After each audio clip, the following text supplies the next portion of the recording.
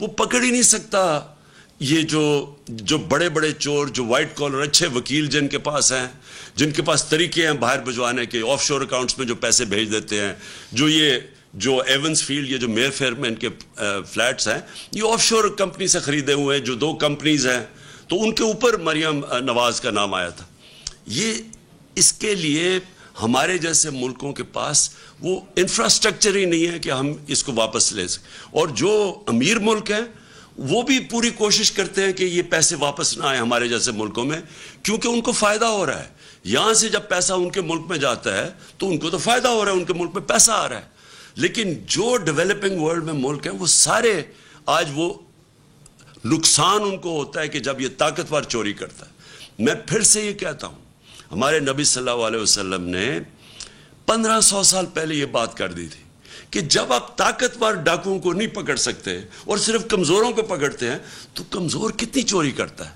وہ بھینس چوری جس نے کرنی ہے، موٹر سائیکل چوری کرنی ہے، کوئی گاڑی چلے چوری کر لی، وہ کتنا پیسہ چوری کر لے گا؟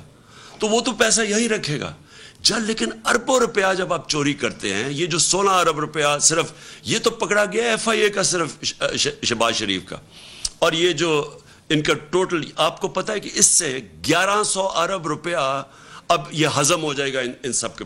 یہ جو امینڈمنٹس پاس کیے ہیں، اس ملک کا 1100 ارب روپیہ چوری کا جو آنا تھا واپس، وہ اب یہ ساروں کے یہ پھر کھا جائیں گے جس طرح NR01 میں کھایا تھا.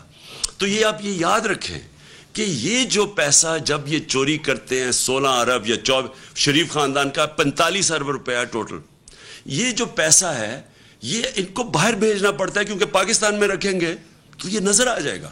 لہٰذا چوری کرنا پہلا نقصان، چوری کر کے ڈالر حوالہ ہنڈی سے ڈالر لے کے پیسہ باہر بھیجنا، یہ دوسرا نقصان. اس کا ایفیکٹ پڑتا ہے ہماری کرنسی کے اوپر، ہمارے ڈالر ریزروز پہ.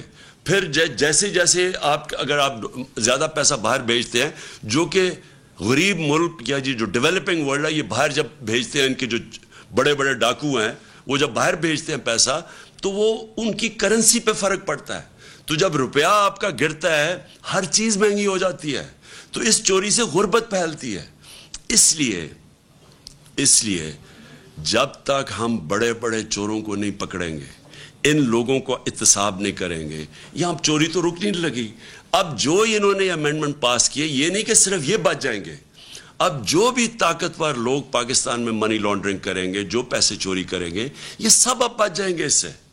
تو یہ جو نقصان پہنچانے لگا پاکستان کو، میں حدیث اس لیے بار بار بتاتا ہوں کہ انہوں نے 1500 سال پہلے کہہ دیا تھا کہ وہ قومیں تباہ ہو جاتی ہیں. وہ قوم کبھی بھی اوپر نہیں آ سکتی جدھر بڑے ڈاکوں کو آپ نے اس طرح کی امیونٹی دے دی اور اس طرح کا NRO دے دیا. تو میں آخر میں اپنی ساری قوم کو کہنا چاہتا ہوں کہ دیکھیں، یہ ہے جہاد. ہم تو لڑیں گے پوری طرح. میں تو 26 سال ان کے خلاف کھڑا رہا ہوں.